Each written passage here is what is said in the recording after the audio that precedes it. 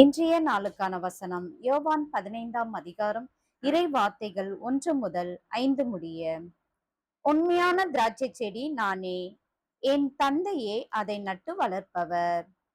என்னிடம் உள்ள கனி கொடாத கொடிகள் அனைத்தையும் அவர் தரித்து விடுவார். கனிதரும் அனைத்து கொடிகளையும் மிகுந்த கனி தருமாறு கழித்து விடுவார். நான் சொன்ன வார்த்தைகளால் நீங்கள் ஏற்கனவே தூய்மையாய் இருக்கிறீர்கள். நான் உங்களோடு இணைந்திருப்பது போல நீங்களும் என்னோடு இணைந்திருங்கள்.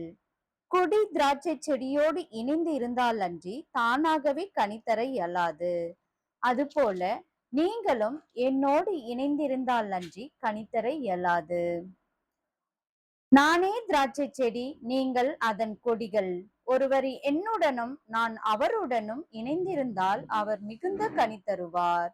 என்னை விட்டு பிரிந்து உங்களால் எதுவும் செய்ய இயலாது என்றார். ஆமென்.